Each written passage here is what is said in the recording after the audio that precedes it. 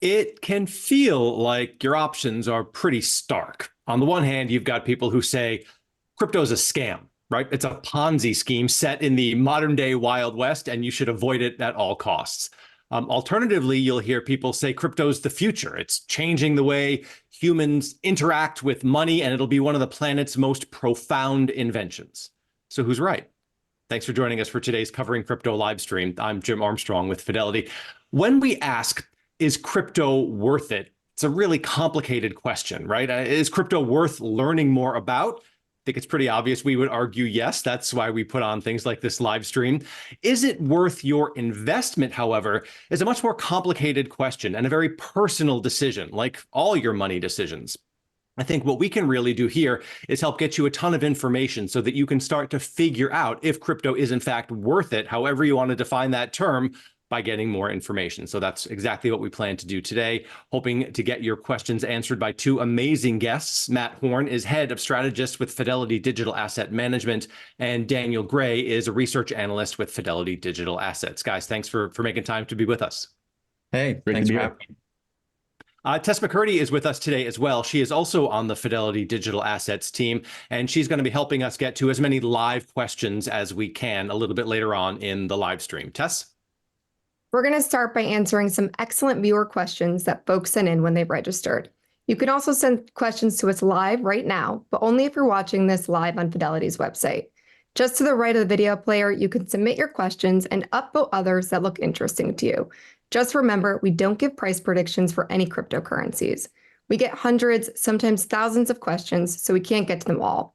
We'll look for common themes and get to as many as we can. For those we can't get to, you can visit fidelity.com/learncrypto. You may be able to find your answers there. Cool. All right. Thanks, Tess. We'll check back in with you in just a couple of minutes.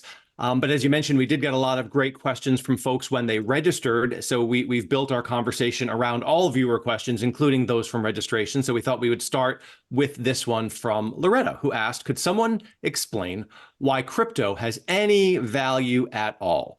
Let me start by saying we get tons and tons of questions about crypto's value, why it has value. We're going to spend a lot of time in a few minutes talking specifically about that. But I thought Loretta's question would be a great place to start because it gives us a chance to talk about what we mean, what you mean, and what we think we mean when we use the word crypto. Yeah, happy to go first here. So, crypto can be a broad term. That's how I think we should think about it, right?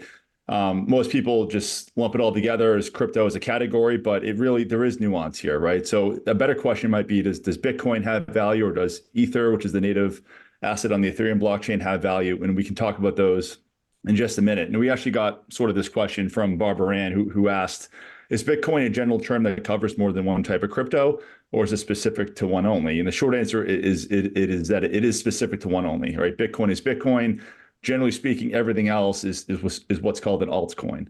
So Bitcoin was the first digital asset that we kind of know nowadays, and there's been thousands after. And the barrier to entry to launching a new token is quite low. Most of this stuff is open source, so it's easy to kind of copy paste and then modify to launch a new token. So we have seen really over 20,000, if not more, tokens launched since the crypto movement started, over a decade ago. So it does really matter what we're talking about here when we talk about crypto, right? It's more important to focus on, does a particular token or project have value versus just the broader category. Yeah, totally agree. And to Barbara Ann's question specifically, I think we can't and shouldn't use crypto as a collective noun that talks about Bitcoin and Ether and every other altcoin or alternative coin on equal terms. I mean, I'm not sure if this is the best way to describe it, but sometimes I think about, if you were to say something to me like, I think clothing is useless, right? I think clothes serve no purpose. Like, what exactly do you mean when you say that? You probably have to get a lot more specific for me to understand your point. I mean, do you think that three-piece suits on men are kind of outdated and that's pointless and useless? Do you think tie-dyed shirts are silly and those serve no purpose? You really can't make a global statement when you're talking about crypto and expect it to have any meaning. Yeah, exactly. Each token or protocol is usually trying to be a solution to a specific use case. Some of those use cases overlap, and some are just solutions looking for a problem, meaning they don't really have market fit yet. But it'd be like if you did your research for some technology stock, you found one that you thought was worthwhile, and you can't just apply that to every technology stock in the sector, right? Like you'd have to examine each one separately before you invest. And that's also true for cryptocurrency. But I think defining what it is or why something has value to you is a great place to start your journey. Yeah, agreed. And so, because we get this question so many times, what we did is we put together just a handful of questions that viewers can ask themselves as they're trying to figure out for themselves if a particular project or a coin or a token might actually have some value, because the answer isn't a yes across the board by any stretch of the imagination. So I'd love it if each of you could take these questions. We'll go back and forth, and Daniel, we'll start with you. One question that people should definitely be asking themselves is, what's it used for? What is it trying to solve for? Yeah, a crypto project that has demonstrated value should do or achieve something. So Bitcoin and Ethereum, for example, both have very clear use cases, which we can talk about later. But you want to ask yourself, does this token make life easier, or is it part of someone's novelty project? Is there a real world application for this token, or is it literally built around meme culture as a joke? Yeah, for sure. Matt, next one. How old is it? Why is that a good question for someone to ask when they're evaluating a coin or a token? It's a great question because, Jim, this space is still fairly nascent, right? We believe this is an emerging alternative asset class, but it's still only 15 years young here, with Bitcoin being the most tenured project, and that had a decent head start for a number of years before we saw other tokens emerge here. Bitcoin white paper was authored in the fall of 2008. The protocol went live in January of 2009. And Ethereum, the second biggest blockchain out there, that was July of 2015 that went live. So still, it's fairly nascent here. And again, back to the low barriers to entry, anyone can spin up a project fairly quickly. So if someone's just starting a project quickly to kind of maybe capitalize on some trend, or as Daniel said, some meme, you got to know that. You got to know what's going on here and really what the longevity is here and what the plan is. Sure. And I think it's also point out, like, that's not to say that I think a brand new or a young project might not eventually have value. It's just the idea that, maybe something might have more value if it's already withstood years of scrutiny and boom and bust cycles. Does that sound right? Correct. Yeah, that sounds right. Exactly. I mean, new projects come up all the time that are aspirational and could be game changing over time, but it's just important to understand the history there. Right. Got it. Daniel, next one for you, another good question to ask. This might take some people by surprise. Ask yourself, how much of it will there be? Yeah, so at the risk of oversimplifying, something that is scarce or rare tends to have more value than something that's plentiful or common. So when you're trying to value a crypto project, you want to find out, is there an unlimited number of coins in circulation? Is there a max supply? Will it be capped at a certain point? Another thing to think about, is there a way for coins to leave circulation, or maybe a mechanism to keep these tokens in check below or above a certain level? And generally speaking, a coin or token might be more valuable if there's a limit to how many of them can ever be created. Got it. All right. Question number 4 to ask yourself, Matt. Who's backing the thing? Who's behind it? Great question. We've seen a lot of potentially fraudulent activity where people pump a certain coin and back it just to capitalize on a trend, or just kind of uninformed investors. So, a key question is find out who is backing it. Are these professionals? Are these influencers? Are they some sort of, shady people who might be backing it? It's important to understand who is advocating on behalf of a given token. If you haven't heard of these people, I think flags should go up, right? If it's new, it depends where you're hearing about this too. Is it on different parts of the web that might be a bit shady? Then perhaps you might want to stay away. If it's a group of people that have a long tenured history in the space and have worked on multiple projects, maybe that's a better backing, right? Or there's venture firms backing certain projects too. So if it feels shady, you can't figure it out, there might not be much value there. So, generally speaking, you might want to stay away. And when we say about backed by, successful people, we're not talking about celebrities, because we have seen celebrities kind of, wade into this space over the years, and they've gotten in trouble for backing projects that they didn't even understand and put their face on. So again, it's important to understand who is backing these projects. Yeah, and endorsements aren't necessarily the way to go when you're trying to figure out value. That's for sure. Right. Daniel, how about this last one? How is the token, the coin, the project controlled? Yeah, so this might be more of a security question, but what's the level of centralization and control, right? So does one person or a small group of individuals or a group of people have the ability to control the network, transactions, or maybe the direction of the network? Centralized versus decentralized discussions should take place, and you should understand how an individual or group of people could acquire a majority of the network and dictate, where that network moves going forward. Okay, we're going to return to those five sets of questions, five questions as the conversation continues, and we continue to evaluate value for the rest of the show. But I do want to spend a couple minutes talking about the value propositions for Bitcoin and for Ether, since we promised to do exactly that. We had this viewer question come in during registration.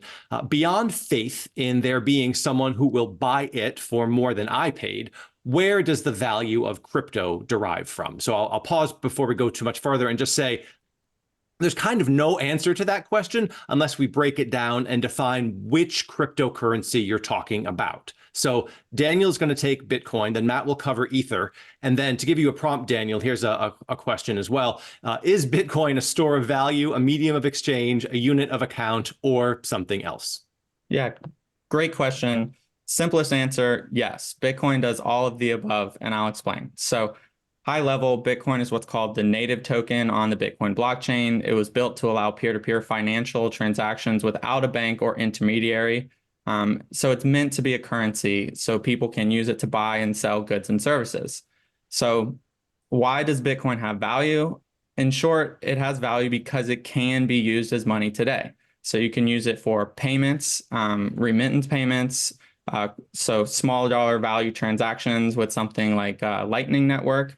But it's also being used as what's called a store of value because people are buying it today because they think it'll be worth more in the future tomorrow.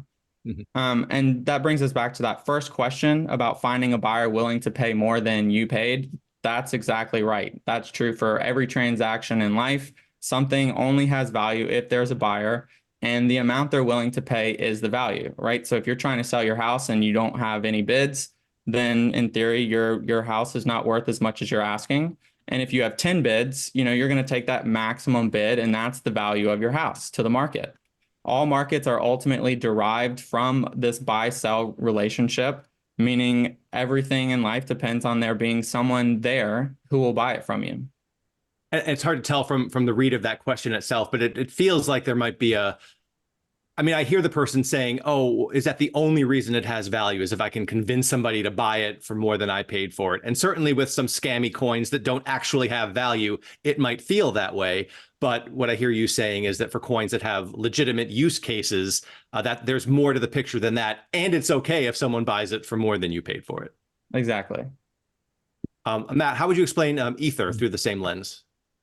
Yes. First, I would headline with, for any project, it's okay to have multiple theses as to why something has value, right? Yeah. In Bitcoin, I think Daniel articulated a handful of reasons, that it could have value. In Ethereum, same thing. So Ether is a native asset on the Ethereum blockchain. It's doing something much different than what the Bitcoin blockchain is doing. Ether, the token, the asset, it has value because you need it to build and operate on the Ethereum blockchain. And there's a lot of things going on with Ethereum these days. First and foremost, I think a lot of people look at it as a smart contract platform. Think of that as just a way to kind of set up conditional contracts or rules, if-then statements, if you will, that could transfer value based on the outcome of whatever is agreed upon, right? For example, you could have a contract that might pay out to one person if the weather in Des Moines, Iowa is above 70 degrees on a certain day. The protocol would essentially pull in the real world data from an oracle on the weather that's agreed upon as a reference rate. And then based on that, the contract would pay out the value as agreed upon there, right? So it's a very powerful tool because it sort of automates a lot of things we do, a lot of things we could do in life, right? Around insurance and other things, right? So that's just one small example of what could be done with this technology. Another is non-fungible tokens. So this is essentially digital art. And we saw a boom in this a couple of years ago with various projects. Very interesting to see that, different groups of people like to hold value of art on chain. It was really interesting to see this, and it's still going on. There's more innovation going on there. What's interesting too with Ethereum is that unlike Bitcoin, the supply isn't capped, hard capped. So it is fairly dynamic based on what's going on the network and demand and usage for gas, which is the usage of the Ethereum token on chain to execute these transactions. So that's interesting. So some people, believe Ethereum is essentially super sound money because there is essentially a creation and a destruction of Ether, the asset on chain, based on what's going on. So in theory, you could have a shrinking supply of Ether, right? Which if the Ethereum asset has X value, now you have less tokens. In theory, each token would be worth more, right, over time. So again, multiple theses here with Ethereum, and there is the basic thesis that people would just want to hold the Ether token, the asset, because of value accrual. But you can also stake it, right, which is a way to earn yield on your Ethereum. You can stake it, earn a yield. It's about 4% nowadays, give or take. So that's another way. It's different than Bitcoin, where there are probably more cash flows involved here, more like a traditional asset for modeling than you see with Bitcoin.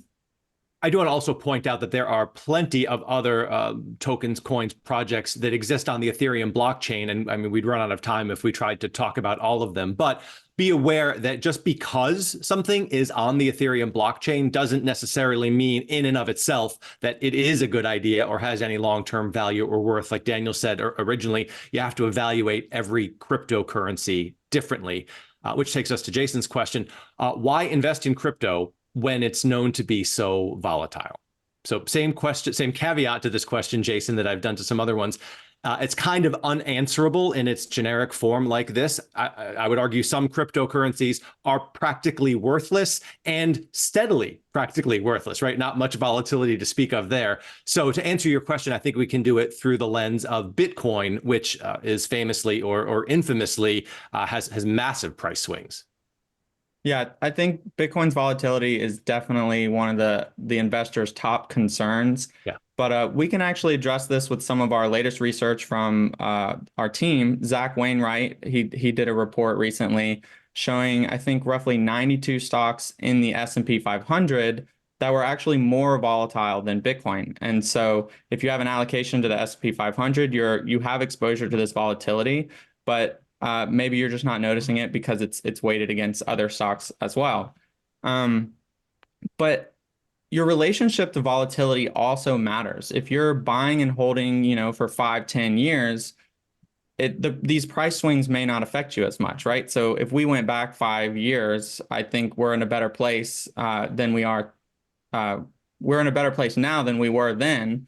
But the 5 to 10, 15% price swings day to day may have been very emotional for you.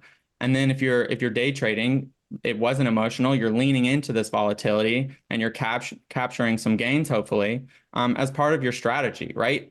And then to add to that, Bitcoin and other digital assets, they trade 24/7. So when a major news headline comes out late on a Friday, stocks are basically frozen in time for the next 48 hours, where Bitcoin, Ethereum, and other digital assets, they're going to continue trading for that weekend, for any holidays.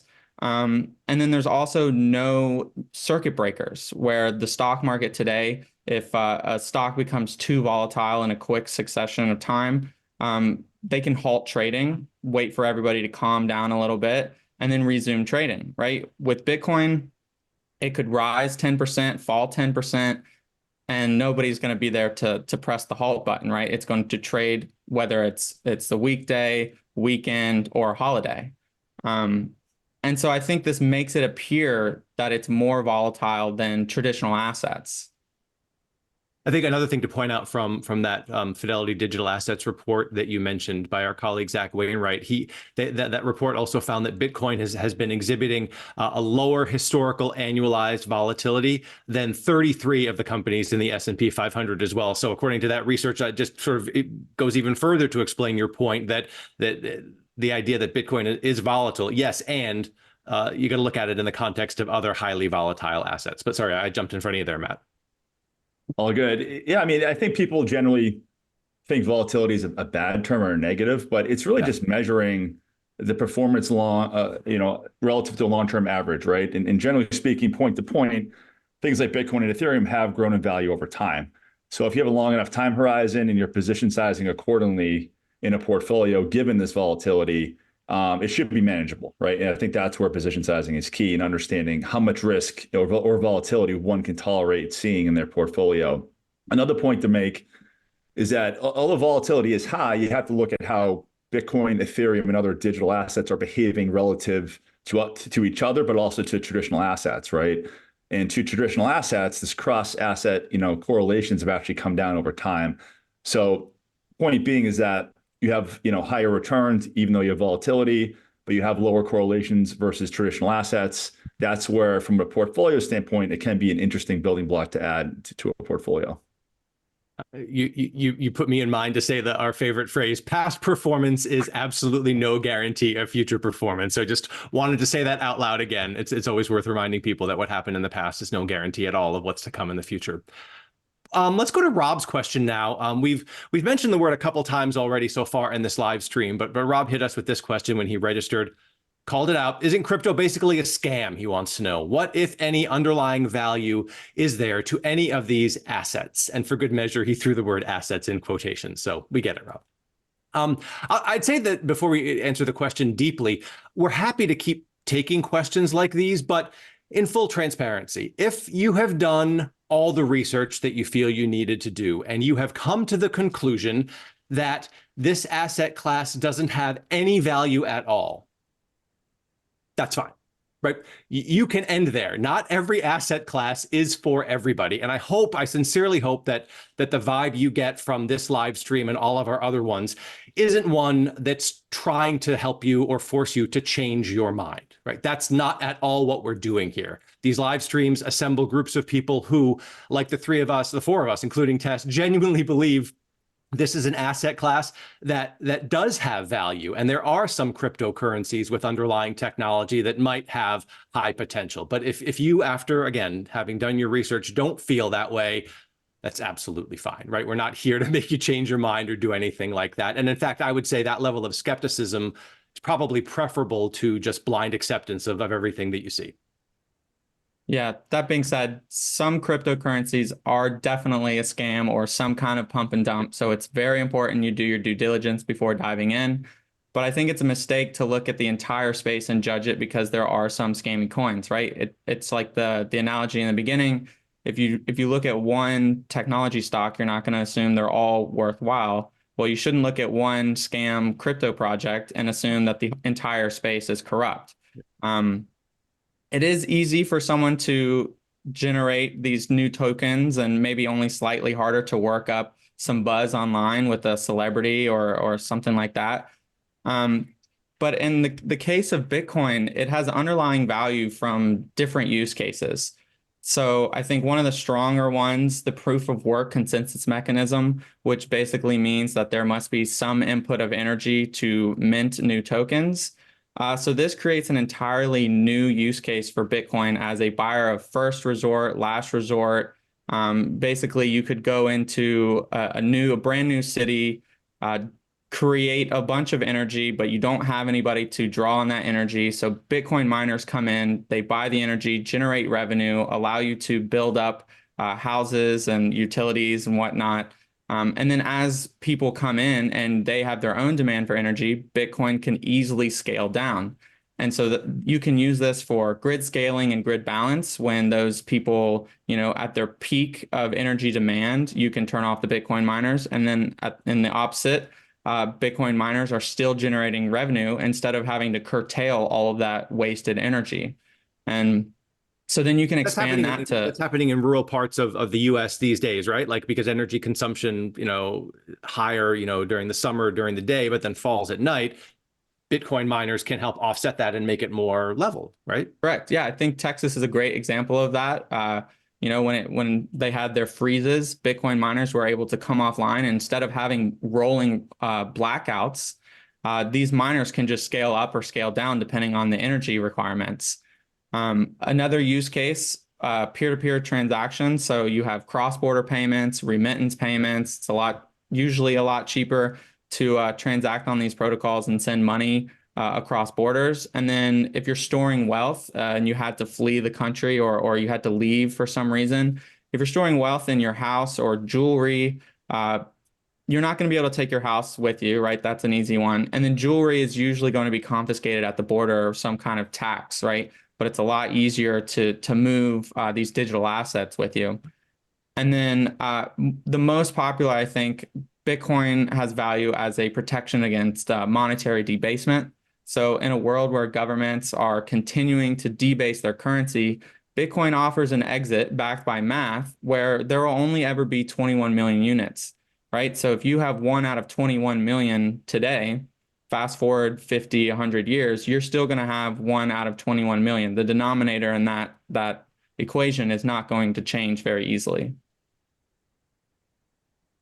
Yeah, I mean, show me a new technology, Jam, and I'll show you a scam that happened with it in its early days, right? I mean, I think of telephones, right? The internet, of course. Most of us live through all this.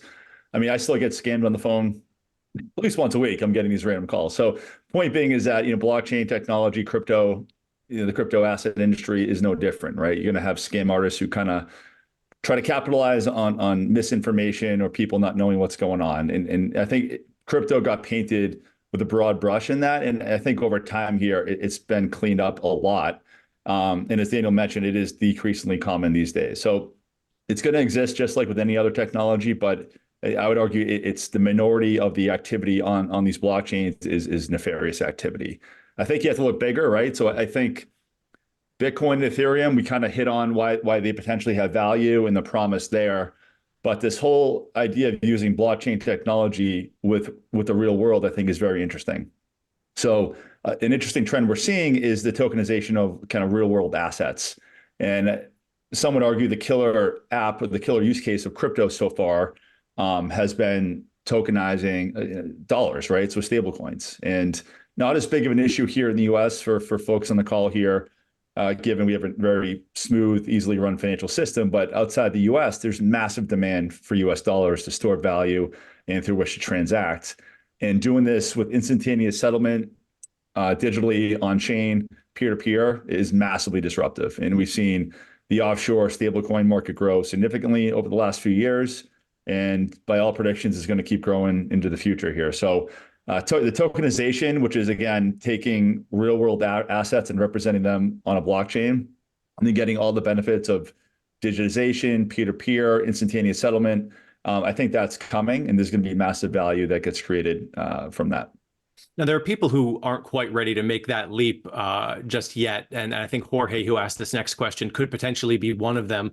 He asked, crypto has a scent of a shady business. How has that issue been addressed? So I just revisit some of what we had said about the scams that are out there and how much maybe Jorge's question isn't as hot a take as it would have been a decade ago. Yeah, I think the first major news story that broke around crypto was, a drug market online. And that's where I think a lot of this kind of came from, and also, a massive hack that happened on a Japanese-based exchange. So point being is I think people's first experience with this was with nefarious activity or criminals who are trying to hide payments and whatnot. That has really been cleaned up over the years. And in fact, I think we'll get into this in a minute, it actually makes zero sense to do criminal activity using a peer-to-peer digital, pseudonymous asset like a Bitcoin or Ethereum, where you can kind of track some of the stuff on chain. So, unfortunately, people heard about it in the first context, which is negative. I think it's hard for them to get past that over time, but we have made massive progress. Crypto did solve a lot of problems. It expanded a lot of financial options for many people across the globe who are locked out of the financial system, and that Daniel hit on earlier. But it didn't solve, all of them, right? There are bad actors and scam artists who can use crypto to commit crimes, just like they do with a US dollar or any traditional financial instrument. Yeah, I would say, the bad guys maybe used crypto more in the past than they do today. And law enforcement is getting a lot better at stopping that, or at least finding it. If we talk about Bitcoin specifically, it's a public record that can make illegal activity a lot easier to spot. And so I would explain it as maybe an online blog where a drug dealer or someone keeps track of every single transaction and uses someone's pseudonym or if you want to think of it with Twitter, they use their handle in every single post, right? So as soon as this person gets tied to illegal activity, they can go and they look at the handle and they can see every single tweet or post from that user, right? And that's documenting who they tweeted at. That's documenting the amount they tweeted, or the amount they sent. And then law enforcement can start to create webs. This person tells, okay, hey, this handle belongs to this person. I know him personally. And they start to bring this web out. And that's going to be pretty damning in court, right? Like that's an immutable ledger that you can use to prove these transactions took place. And then if we look at research from a company called Chainalysis, a chain analytics on-chain company, they put out a report that said fewer than 1% of transactions on Bitcoin today have been associated with illicit activity or transactions. So while it may have been much more popular in the early days, I think the last 5 years, like we're not seeing that is the case anymore.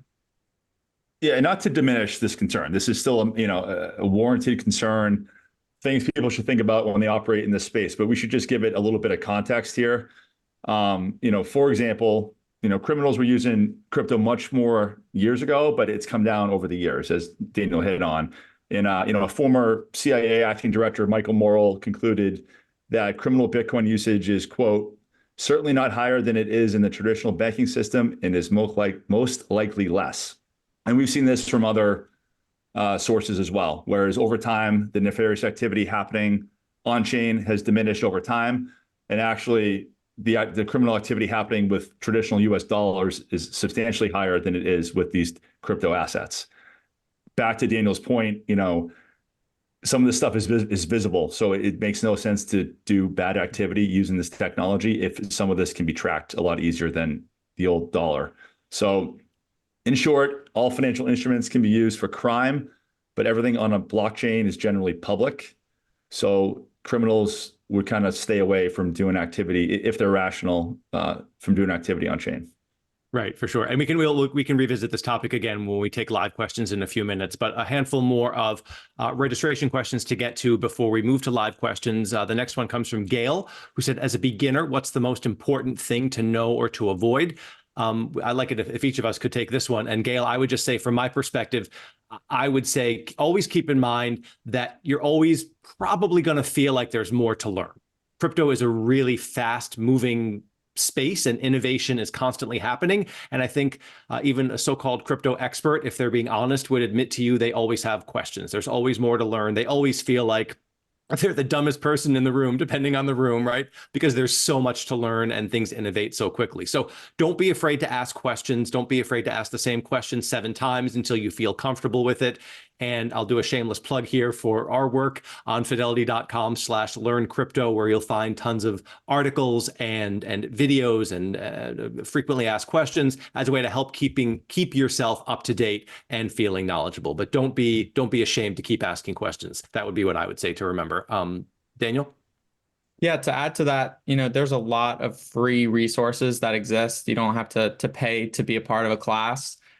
So if that's what you'd want to do, definitely just give it a Google search.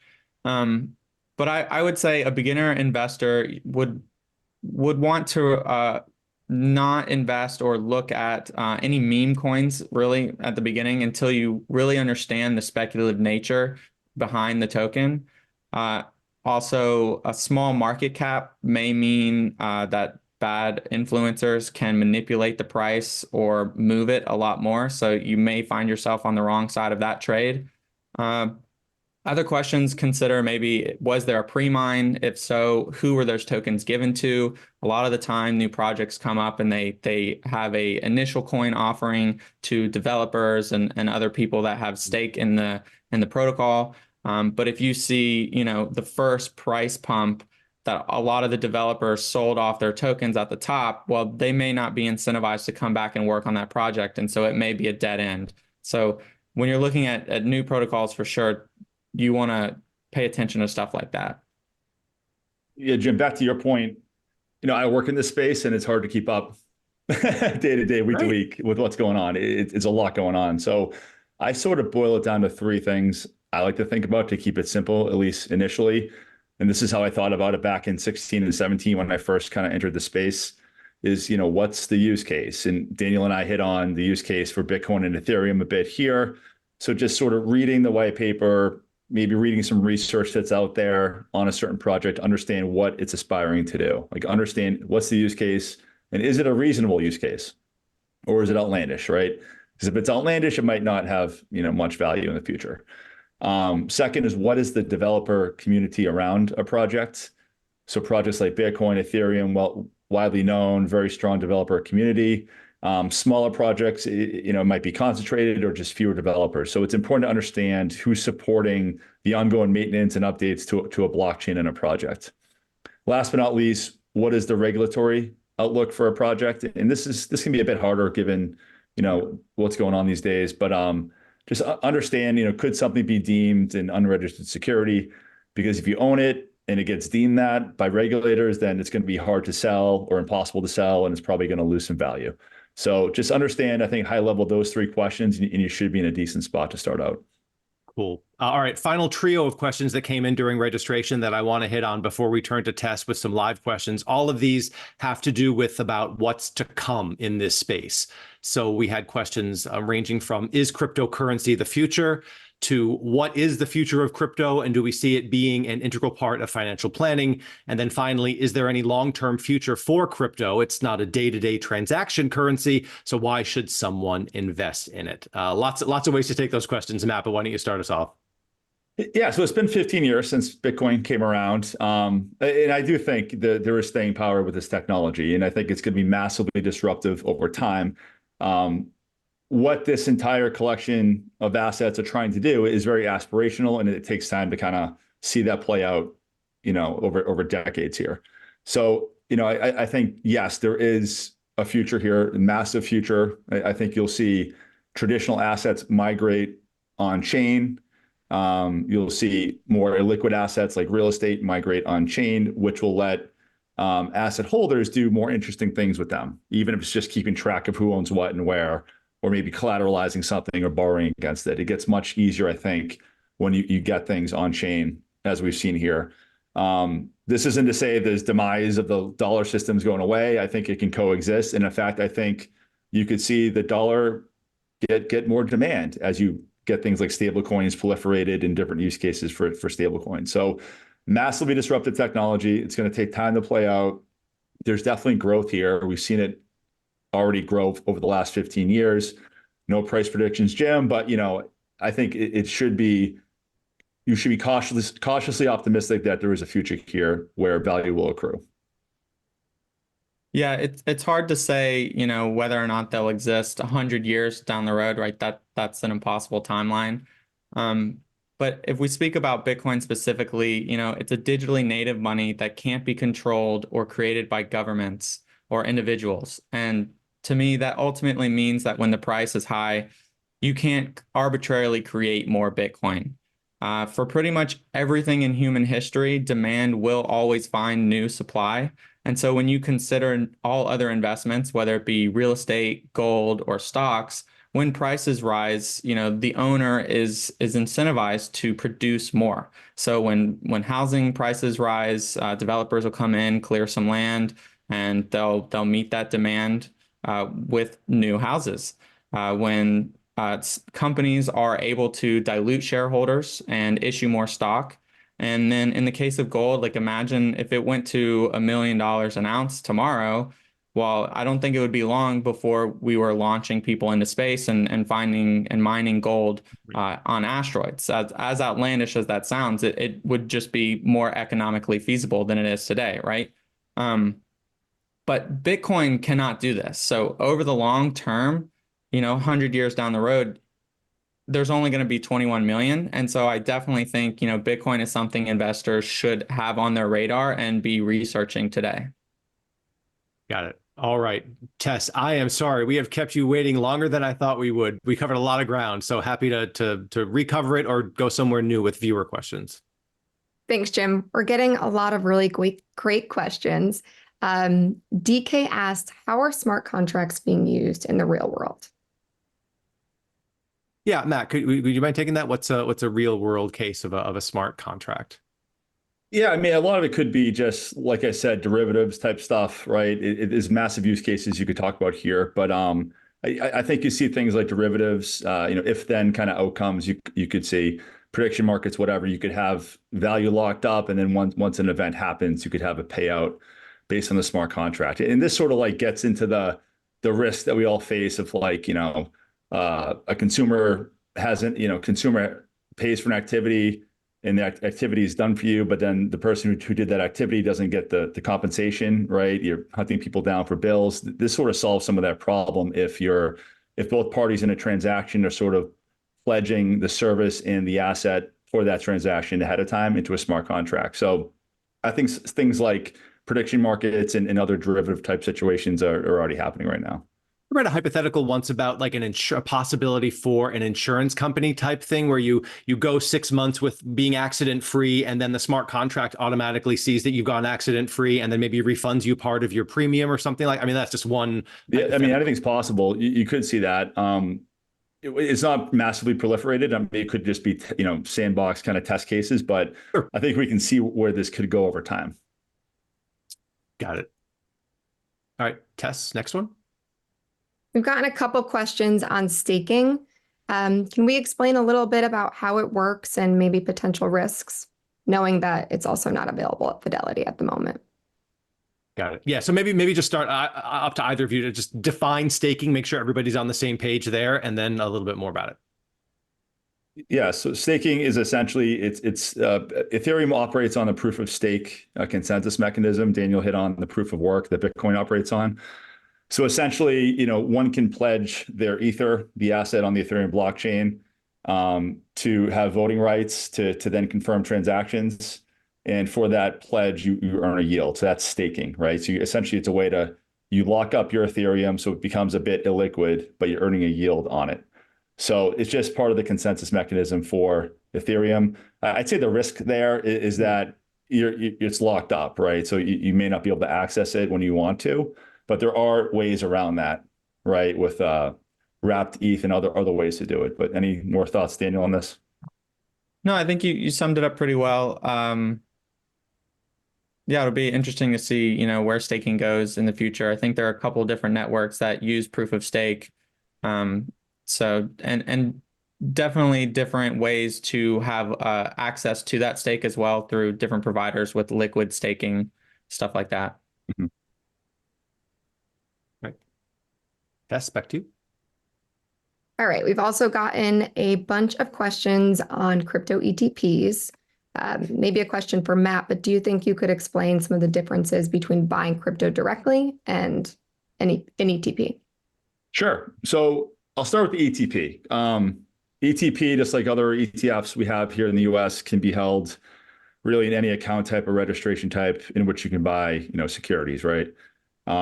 Generally speaking, they're going to charge a fee based on the assets invested in the fund, right? Something like 20 to 25 basis points of the assets in the product that you have there, and it's an annual fee that's ongoing. You might be able to margin an ETP easily, just like other securities. When it comes to buying direct, there could be other ways you pay a fee for those, right?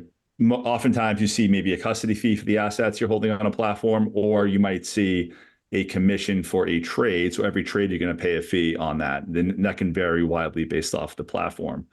Additionally, if you hold a digital asset directly like Bitcoin or Ethereum, you might be able to send it off a platform into a wallet and use it in different ways in the crypto ecosystem. Again, when you hold an ETP, you're holding shares in a registered product that gives you exposure to the price return of the underlying asset, whether it's Bitcoin, Ethereum, or whatever. And when you hold a crypto asset directly, you have the exposure directly versus holding shares. So there could be some slippage, right, with the ETP's ability to perform tracking the underlying asset, whereas holding it directly gives you one-to-one exposure for the asset. And it's a small. It's a nuance, but I think it's worth calling out. It reminds me of what Daniel said a moment ago about Bitcoin, for example, being tradable 24/7, 365. Yep. That's not the case with an ETP. You're limited to trade your exchange traded product during market hours. So if you want to make a move in your ETP on Christmas Day at noon, you cannot, right? On any Sunday morning, you cannot. But if you own Bitcoin directly, it's a great point, Jim. Putting these in the ETP is actually making these assets a little bit less liquid, even though you can trade it market hours in the US. If you hold it directly, you could theoretically trade it 24/7, right? So just understand, to Jim's point, you might not be able to trade it when you want to. ETPs trade US market hours 9:30 to 4 Eastern. Cool. All right. Tess, one more. We're slightly over, but doing well. Sure. Jay, we've dedicated whole episodes to this, but Jay asked if we could give a quick overview of blockchain technology as a whole. Yikes! That's a big last question. Over. Daniel, do you have it, like you get pinned in a cookout or a cocktail hour, and someone's like, "Hey, what's blockchain?" How do you take a swing at that? Yeah, I can try. I don't want to get too down into the rabbit hole here, but blockchain is basically a ledger built of Legos where each Lego has an instance of time stored in it. And so as you build these Legos and you now have built a tower all the way to the ceiling, you can't replace the fifth block without taking and restructuring the entire Lego tower, right? And so this is all blockchain is. It's just proof of time and the data that has been put into each block. And then, of course, like Legos, each block is tethered to the previous one. And I feel like that's the basics of it. Matt, Each block being agreed upon. The only thing I think that I would add is that, like, the fifth block went in there because everybody who wanted to look at it at that time looked at it and said, yes, that's the perfect block that should go there. Everybody agreed on it, and that's why it went there. Correct. Yeah. For Bitcoin specifically, you have a group of these miners fighting to find which Lego block is the next one. They input it. Everybody else agrees, hey, yes, that's a Lego piece. You can do that.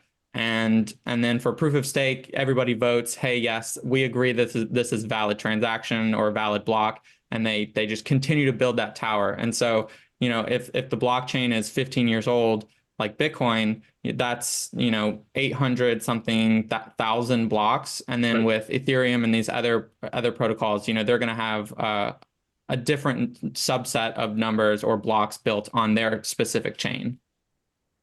The only thing I would add is just the breakthrough here was the ability to get consensus among people who don't know each other to agree that what's on the ledger is accurate, right? And these different blockchains have found different ways to do that.